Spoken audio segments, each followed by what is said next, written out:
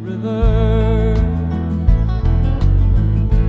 Life is older than the trees, younger than the mountains, growing like a breeze. Country roads, take me home. Sail away.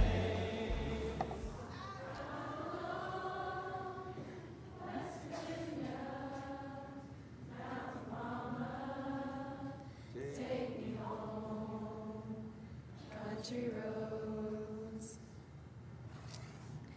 Good morning again, ladies. I'm extremely pleased to announce our final guest for this week.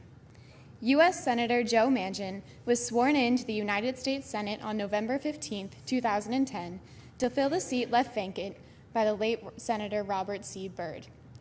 Born and raised in the small coal mining town of Farmington, West Virginia, Senator Manchin grew up learning the values that all West Virginians share: family, common sense, fairness, and hard work.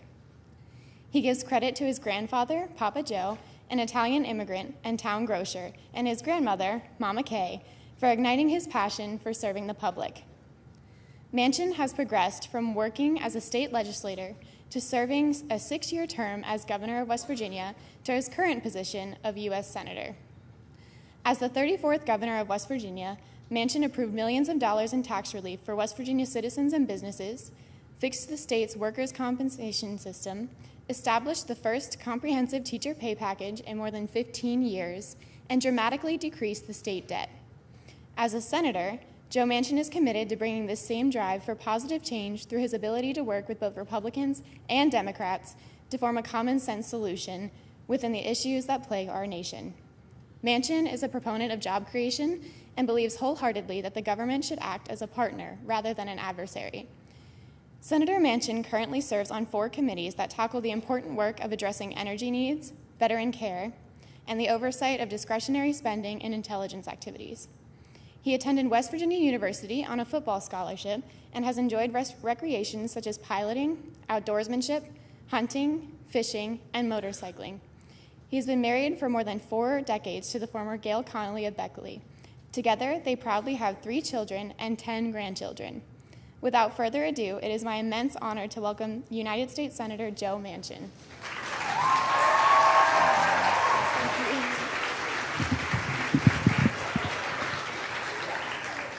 Now, I want you all to know I'm going to Boys State tomorrow morning, and I want to report to the Boys State the girls got more enthusiasm than they've got, okay? So I want to hear it. I want to do a few acknowledgments before we get started, because there's so many people responsible for you all being here today, and I hope you realize that. And I want to say thank them. Where's Michelle? Michelle Serbaugh. Where's Michelle? Right here. This lady here has been fighting and keeping this alive and working hard to make sure that you all have this opportunity, because she had that opportunity. Someone gave her this opportunity, and she wanted to make sure she passed it on. So, Michelle, thank you for what you continue to do and what you've done forever.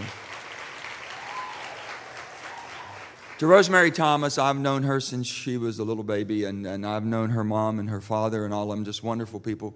Rosemary was a citizen here a few years ago, but she's come back ever since, and she's never forgotten where she came from, and she's coming back home to West Virginia. She'll be at D&E College. We can't wait to get her back. Rosemary Thomas. To our American Legion Auxilary President, Tammy Workman.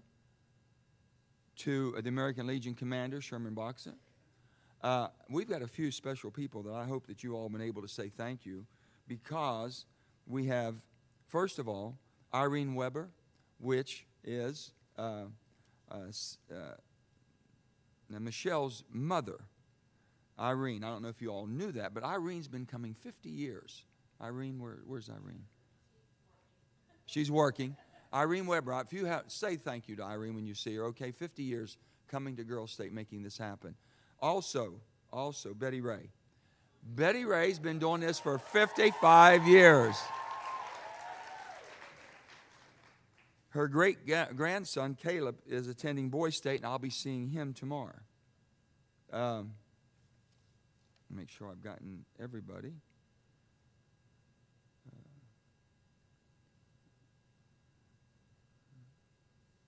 I've got them all. Let me just, there's so many things I want to tell you because there's so much going on in the world today. But to all of you, you ever hear the expression, someone got to the top of the mountain? They got to the top. They're the best in class, got to the top. You don't believe anyone fell on the top of the mountain, do you? How'd they get there? They had to climb. They had to do something, make sacrifices. I want you all to think about this. You're all sitting here. You're privileged. You're privileged children. Okay? You had a privileged childhood. You're going to think, oh, my privileged childhood. How am I a privileged child? I didn't come from a big fancy home. I didn't come from a fancy neighborhood. There was not a lot of money in my house. How come I'm a privileged child? Now, I'll tell you this. If you have unconditional love in your life, if you have somebody that no matter what you've done wrong, no matter how bad you've been, no matter what you screwed up, they still love you. You always know that person's there for you. That's unconditional love. You are the most privileged person in the world if you have that in your life. Now, if you haven't in your life, when did you say thank you to that person? When's the last time you gave them a hug and a kiss? Say, I love you. Thank you. Thank you for always being there for me. We take it for granted. We take our moms and our dads, our grandmas and grandpas, aunts, uncles, those special people in our life, we take for granted. Families take each other for granted. You all have started a whole new family right here. You've had a chance to kind of spread your wings, meet some new people. The people you've met today will be with you the rest of your life. The rest of your life. Mary Jo Guidi is my regional director. She works with me. Mary Jo and I first met 18 years old in college, 52 years ago. And we've been dear friends ever since. There are certain people that come in your life that never leave. You're going to have these connections that you're going to say, oh, I was at Girl State in 2017. You were too. I was in this camp. You were in that. I was a nationalist. You were a federalist. They'll have things that you'll have in common. The things that you remember and what you've done this week will always be with you. But I tell people that you are special. And I've always said this. If you want to get something done, get a woman to do it. If you want to get something done, get a woman to do it. I come from a strong family of women. My wife, Gail, is Secretary of Education and the Arts. She's always been a professional educator. She is committed to the state of West Virginia. She's born and raised in Beckley, West Virginia. We met at WVU and started our family, got married, started a family, and we've stayed in West Virginia ever since. My grandmother, Mama Kay, you've heard the name Mama Kay. She was my grandmother. She was a one-woman social work. Anybody that was homeless came to Mama Kay. Anybody that was hungry came to Mama Kay. Anybody that needed a place to stay, they came to Mama Kay. Anybody that got in trouble came to Mama Kay. She had 3 rules. Couldn't drink, couldn't cuss, had to work. So I grew up pretty simply with rules. We all have rules. People don't like rules anymore. They think they get in their way. You want to be a free spirit. Well, guess what? There's a structure to everything. The more structured you are, the more you understand, the more disciplined, the more successful you'll be. So, we all have strong people around us. Have any of you seen the movie Hidden Figures? Raise your hand if you've seen Hidden Figures. Those of you who have not, I urge you to see that movie. I urge you, before this summer's up, you've got to go see Hidden Figures. For those of you who have seen it, go watch it again. It's worth watching. Who would have ever thought Katherine Johnson? My whole life I never heard of Katherine Johnson. How did we hide her in history? Katherine Johnson, my goodness, one of the most famous women in the world. John Glenn would not fly in space unless Katherine Johnson did the math to make sure he knew he was going to come down and where he was going to land. She was unbelievable. Better than any computer. And we didn't even know about her. So many women who have contributed so much to this country. So many that made us the country that we are. I can talk about so many things. We live in a troubled world today. We live in a divided country. How did it get so troubled and how did it get so divided? How did extremism come into the point to where now extremism is driving the subject matter rather than it was always on the fringes? Just because you might disagree, does it mean you have to hate each other? Does it mean you have to be mortal enemies because you disagree, whether it's politically, religion, or whatever it may be? Communication is the key to everything. I'm working right now with, I don't know if you've been reading on the Qataris, Qatar, the country. The country in Qatar in the Gulf Coast, in the Gulf region over there. Saudi Arabia, Bahrain, United Arab Emirates. They're all fighting among themselves, Muslim countries. And we're trying to bring them together and start communicating again, because we can't have that divide any further over there. It's all communications. Well, they talk to each other. Why do they differ? What are they upset about? One country is more Western leaning than another. Some's more of a fundamentalist. You can respect where you come from. You can respect your traditions. But the other thing, you can open your mind up to more things too. I've said this. People get wedded in their position and won't budge. You ever met somebody that they're always right and never wrong? Everybody's shaking their head. Yeah, we've all met that person, haven't we? Well, guess what? If you can't change your mind, you can't change anything. If you can't change your mind, you can't change anything. If someone brings you the facts that shows that you are absolutely on the wrong track, and you're basing your decisions and your opinion on the facts someone gave you, but they were wrong, you have to open your mind up and say, I'm sorry, I made a mistake. I can fix that. The people that hunker down defend it, right, wrong, or indifferent. You want to talk about fake news? That's fake news. And how in the world you all live in, the social world that you live in, and the media that you're living in today is unbelievable. Unbelievable. Unbelievable. Bullying, cyberbullying. Who'd have ever thought? When I grew up, we didn't have any of this to deal with. We had one-on-one confrontations. If there was a problem, we took care of that problem.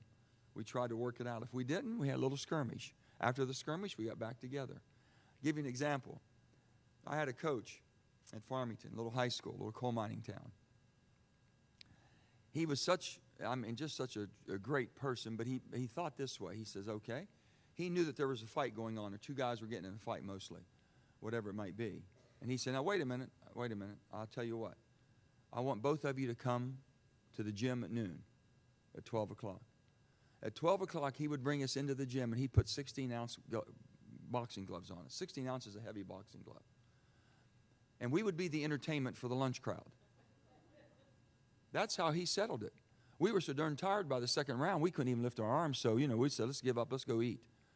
He knew how to handle things in such a way. And people today, they would say, oh, that's just, you can't do that. My goodness, he'd have been fired. But to us, it was normal. We weren't able to take our frustrations out. He didn't let us go off campus, go off to school. We took care of it there. How do you handle today? I want to tell you all this. If there's something that any one of you have had this week you've been together, if there's a problem you've had, if you've said something about somebody else, if there's some person you don't like for whatever reason, before you leave today, take care of that. Say, hey, listen, we've had a great week. I'm so sorry we didn't get along that well. We had a couple words. Let's put it back together. Let's get together. I want to keep in touch. This is a chance. This is a chance for you all to communicate. I want to tell you why. When I said we live in a troubled world, the world's not communicating. The world's not talking. The world's starving for leadership. When you think about it, the United States of America is the hope of the world. You're the hope of the world. If you can't get it right, if we don't get it right in the United States of America, it's not going to be done. If you're going to stop genocide around the world, if you're going to stop famine around the world, if you're going to come with human aid, it comes from this country. Everyone looks to us because we've always been the most compassionate country in the world, the most generous country in the world, the freest country in the world. We have a target on our back. We truly do. We have a target on our back being the most Western nation in the world. And with that being said, there's an awful lot of people that don't want to see this type of openness, this type of democracy, this type of freedom succeed because they can't control in certain areas of the world. They can't control it. The way you control it is keep people from getting an education. I'll give you one thing. I went to, in 2006, I was in Afghanistan. I was in Kabul, Afghanistan. A raging war going on. When we go in the country, I have all the CIA. I got all this protection. I've got I got me in armored cars. The windows are this thick, the doors. So they move us around. And this one day, they were taking me to Bahrain up in to Bagram Air Force Base, which is about 20 miles away. But it takes forever to get there, and you're going right through the middle of a war. And we've got guns, ships, and everything else with us. And we pulled out of the embassy, and I saw all these little girls. I couldn't believe it. 6 years old, 7 years old, all but 15, 16-year-old girls. I saw all these little girls. And they had white scarves on their head, and they're walking. I'm in an armored vehicle because it's so dangerous. And these little girls are walking through a war zone. And I'm thinking, what in the world's going on? Why would you let them? They said, I was a governor at that time. They said, Governor, do you understand that's the first time these little girls get a chance to get an education? They were willing to walk through a war zone to go to a bombed-out building to sit on a cement floor to get educated for the first time. And we take it for granted. The opportunities that each one of us have had in this country. And I watched what children were willing to do and sacrifice to learn how to read and write for the first time in their lives. So when you see these different countries that want to suppress their people and only the selected few get educated. I'll give you an example in China. I'm in China. I couldn't figure out how China was doing what they were doing. It was during the Olympics. So I'm in China, and I'm thinking, I kept asking questions. How did you get people to build these, this, and this? Where did they get the skill sets? Finally, one of the communist leaders told me, he said, Senator, here's how we do it. Every child in China gets educated to the 9th grade, 9 years of education. At the end of 9 years, everything stops, and they evaluate how well you've done. They evaluate, did you do well enough in your education studies that we're going to invest in you and let you go on to education, go on to higher education. If you haven't done that well in your educational studies and your grades were not that good, they're going to put you in vocational. They're going to automatically choose. You could be a person who's going to be laying bricks the rest of your life. You could be an electrician. You could be a carpenter. They're going to make sure they have enough people to fulfill the needs of that community, that country. With 1,200,000 people, they've got to. They've got to make sure they have people to fill every need. They're making those decisions. So I go to a school, and my wife Gail was with me. It was one of China's exemplary schools, and they all speak English because that's a second language. In most parts of the world, English is a second language. So the little girl was saying, I said, does anybody have a question for me? One little girl got up and she said, yes, I'd like to ask you. I said, do you have a question? And she says, no, I don't have a question. I would like to say something. And I said, what is it you like about America? I asked her the question. She says, I wish I could think like America. Now, what did she mean by that? I wish I could think like Americans. She knew that there was no impediment that you have. She knew if she didn't perform, she couldn't be a person she wanted to be. She couldn't make that choice for herself. Someone was going to make it for her in a few years. And she says, I wish I could think like Americans. Because you're sitting there right now, your whole life is ahead of you. You can choose anything you want to choose. You can be anything you want to be. The only person who's going to stop you is you. If you're not willing to work hard enough, willing to sacrifice, not willing to make the effort, that's you. There's no government going to tell you. There's no person going to tell you, I'm sorry, you can't be a doctor, you can't be a nurse, you can't be a lawyer, you can't be governor, you can't be senator. You can be anything you want to be. Only in America. Only in America. And we take it for granted. You all just had Flag Day, right? Have you ever thought what that flag means to you? Did anyone ever explain the flag? You know, the stars, of course, you know what the stars represent, the states. And my uncle used to tell me a little thing. When you look at the flag, he says, it's only a little cotton flag. Does it mean anything to you? Oh, yes, it does. It's only some stripes of red and white, and it's only some stars on a field of blue. And it's only a little cotton flag. Does it mean anything to you? Oh, yes, it does. For beneath its folds, our people are safe on land and sea. And it stands for land where God is still king, and his truth and his freedoms are free. So let us love it well and keep it pure as our banner of liberty. We take it for granted. We go up and we recite the Pledge of Allegiance. We do everything we're supposed to do, but we don't even think about it. Don't even think about why we're doing it. It's just repertoire. You just memorize it and you do it over. So you need to be thinking about who we are, because you have challenges. I've said this also. There is not another country in the world that can take us on. Not another country. There'll not be another country that has a military that can defeat the United States of America.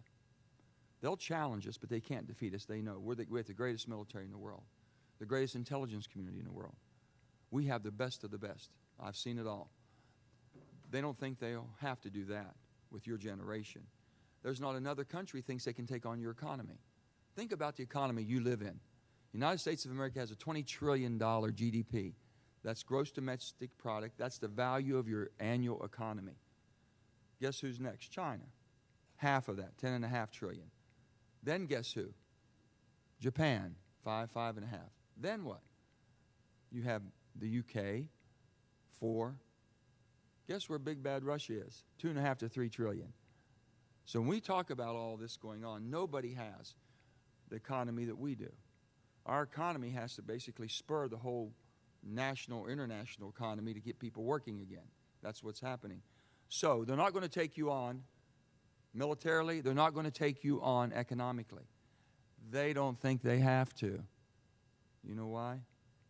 They don't think you'll be skilled enough. They don't think you'll be smart enough. They don't think you'll be clean enough.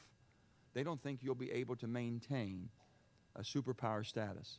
We're the last superpower of the world.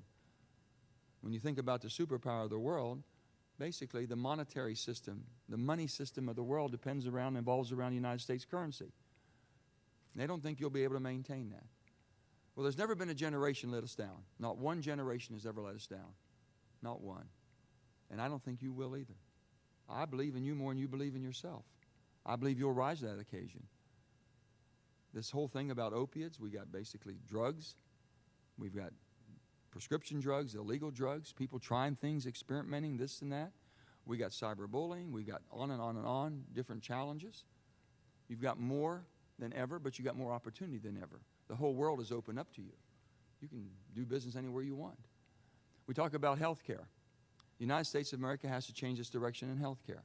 You can't go down intentionally and continually thinking that we've got the greatest health care system if you're sick. If something happens to you, we can fix you better than any place in the world. We don't take a minute of time or spend a dime trying to keep you and prevent you from getting sick. Don't you think there ought to be an incentive for you to practice wellness, practice exercising, practice nutrition, learning how to take care of yourself? I think we could help an awful lot more people that way. I don't think anybody should be denied health care, and they're not, just where they can afford it or not. Some people can't afford to keep themselves well. They only use the emergency room. Health care's got to change. We're fighting over health care right now. It's wrong. It's just wrong the way everyone's fighting over. We can be fixing health care as Democrats and Republicans rather than blaming each other who's at fault. And that's what you see going on. Infrastructure. The greatest country in the world, basically our bridges are falling down. We haven't spent money on infrastructure. Everybody doesn't have high-speed internet.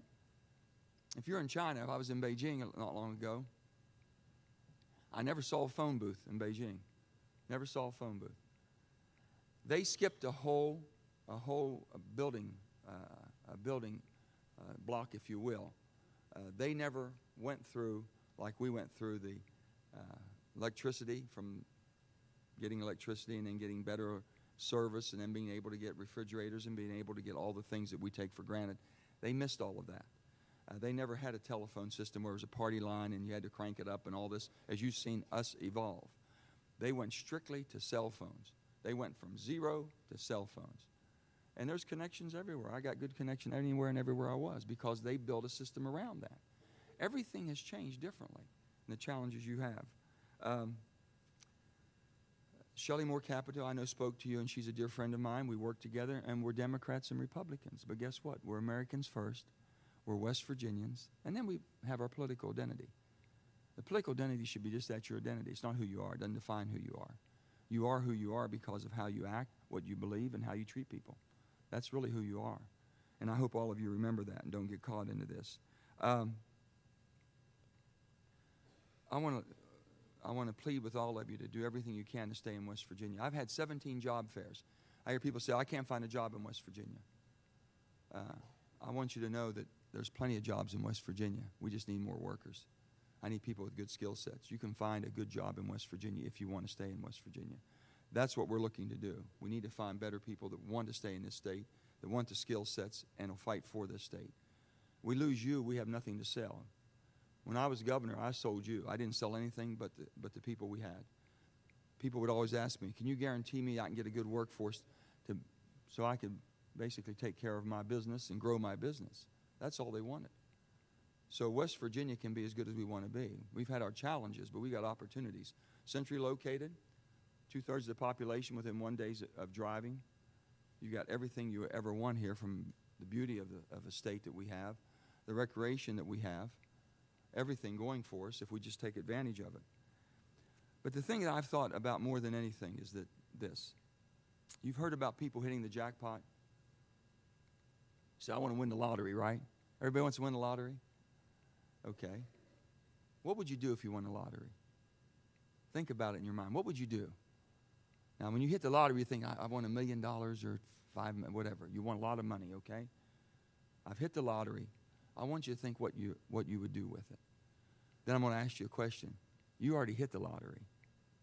Now you say, why would you think you hit the? I think you hit the lottery because you were born in America. You were born in the greatest country that history has ever recorded, with more opportunities than anyone could ever imagine. So you've hit the lottery. Now, what are you going to do with it? What are you going to do with that lottery? Okay? Are you going to spend it and blow it all? You're going to waste it and have nothing to show for it?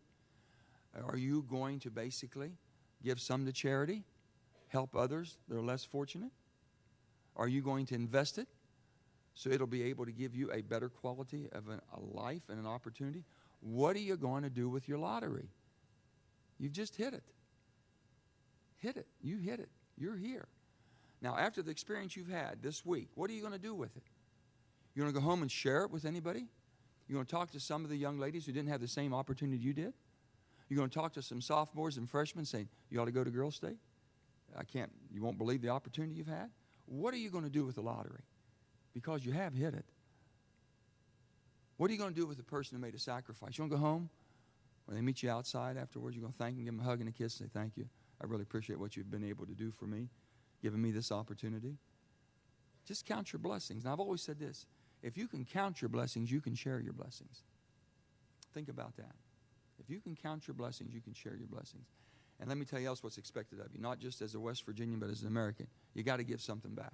Every one of you have to get involved. When you were at Girls State here, you were expected to participate and get involved, correct? Every one of you.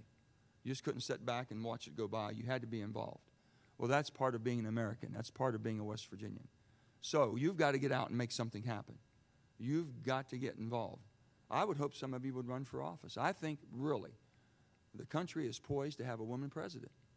I really believe that that's going to be what you're going to see. Some of the great leaders in the world are women. I serve with 21 senators who are women. Out of 100 senators, 21 are women. Not that long ago, we didn't have any. Barbara Mikulski was the first back in the 90s. So we've come a long way in a very short period of time. The world depends on you all. The country depends on you. And basically, the state of West Virginia depends on you more than ever. You have the ability to lead the state of West Virginia, to lead the United States of America, to help the rest of the world more than any generation has ever had, more than any female has ever had, more than your mother, your grandmother, anyone became before them. You've got the chance to change the whole dialogue. You've got everything at your fingertips. I would just hope that you realize the opportunities you've had, the lottery that you've hit, that you're not going to waste it. You've got the chance to do something. I don't care how bad you've messed up in your life. I don't care what bad mistakes you've made, what bad decisions you've made. That was yesterday. That's not today. Cicero said to err is human. You're a human being. You're expected to make mistakes. You're not going to be perfect. Only thing I can tell you is never make a mistake trying to harm someone. Never do something when you know intentionally it's wrong and you're going to harm them. No one needs to tell you right from wrong now. You're all grown. You're coming into adulthood. You're young women. You know right from wrong. You know darn right in your stomach what you've done, whether it's right or wrong. You've got a moral compass there. Now, you might try to buffalo your way out of it. You might try to BS your way out of it. You might try to tell someone and blame somebody else. But you know it's you. And you know how you start building your character? Is when you take account of your actions. When you can look at somebody and say, listen, it was my fault. I made a mistake. I can fix that. I'm sorry. I won't let it happen again. You learn from everything you do. The chance you have right now to change anything that you think you've done wrong, any mistake you've ever made, the chance you have to take an opportunity, but you didn't take it before. You thought you were a little bit shy, a little bit bashful, didn't want to, I want to read to you one thing. I got to put my glasses on too, but it's worth reading. It's worth hearing too. This is by Neil Gaiman. Neil is the author. He says, I hope the strong women out there aren't quiet and they don't go away, because when people attack you for speaking, The best way to drive them nuts is to smile and carry on speaking louder, more wisely, more intensely, more articulately than ever. That's your challenge. Speak up, be loud, be articulate, be proud. I want to thank each and every one of you. I think that you are the greatest young crowd that we've ever had here. I want to see this enthusiasm. Let me hear it from the Nationalists first.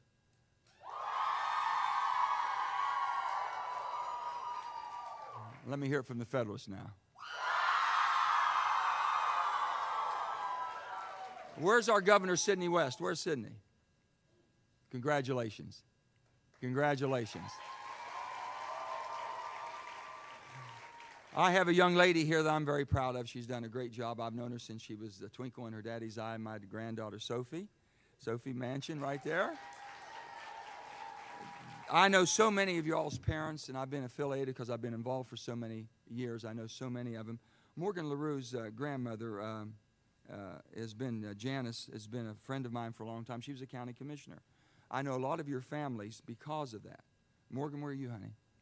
Right there. Okay, I know Morgan. But I'm just saying, all of you have connections, and your families have been involved one way or another. They have fought for West Virginia. They believe in West Virginia. They believe in you. You're here because of them. Remember this, you're a product of your environment. You are who you are where you come from, who raised you, how they raised you, what you've seen, what you've observed through your life. And you'll be able to pass that on. There's 5 things I want you to remember, because now you're coming into adulthood. There's 5 things that every child should have. 5. If you remember nothing else I'll tell you today, remember these 5 things. Every child needs to have unconditional love in their life. Every child needs someone that loves them unconditionally. Now remember I told you at first, if you've got someone that you know that loves you unconditionally, you're the luckiest person. You're privileged. Every child needs that. Every child needs a safe place. Every child needs a safe place. A place you can go where harm can't enter your life. Someone can't harm you any way, shape, or form. Every child needs a safe place. Every child needs a healthy start. You need to know nutritional values. You need to know how to eat properly, take care of yourself. Every child deserves to have a skill set. That means education. The United States of America, West Virginia is committed to public education. Public education, no matter where you come from, who you are, you have free education. Every child needs to have that skill set. That's our responsibility. Here's the 5th thing we can't teach you. Here's the 5th thing, and this is where you start your life today. This is where you start your course. Every child must grow in to be a loving, caring adult and give something back. You're at this stage right now. You're going into this stage to be a loving, caring adult and give something back. That little child. Okay, love, safe place, nutrition, skill sets. You can help somebody. You can go home and make a difference today. When you go home today, you can make a difference.